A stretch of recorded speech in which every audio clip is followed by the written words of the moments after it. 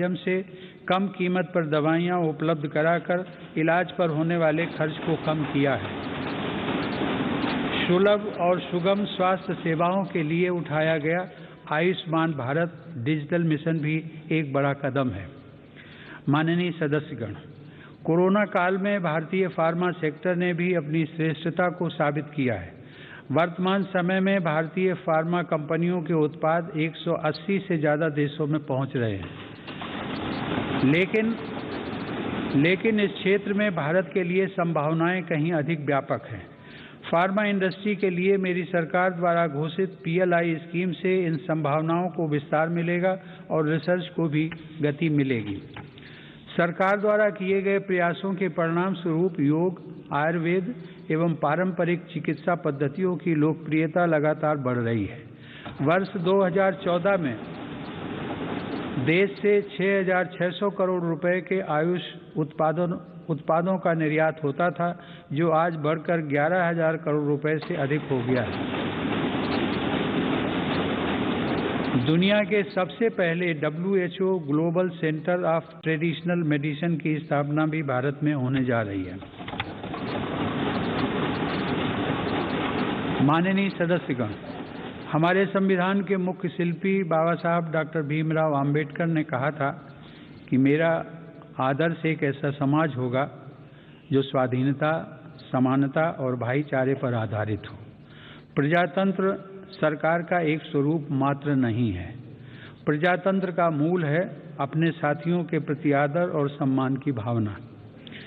बाबा साहब के इन आदर्शों को मेरी सरकार अपने लिए ध्येय वाक्य मानती है। मेरी सरकार की आस्था अंत्योदय के मूल मंत्र में है, जिसमें सामाजिक न्याय भी हो, समानता भी हो, सम्मान भी हो और समान अवसर भी हो। इसीलिए आज सरकार की नीतियों में गांव, गरीब, पिछड़े, अनुसूचित जाति एवं जनजातियों को सर्वोच्च प्राथमिकता दी जा रही है।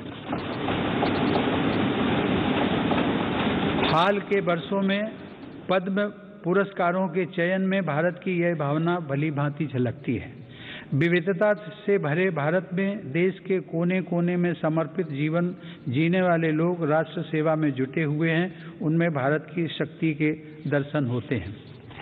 माननीय सदस्यगण, कोरोना के इस महासंकट में हमने बड़े बड़े देशों में खाद्यान्न की कमी और भूख की परेशानी देखी है, लेकिन मेरी संवेदनशील सरकार ने इस बात का पूरा प्रयास किया कि 100 साल के इस सबसे बड़े संकट में कोई गरीब भूखा न रहे।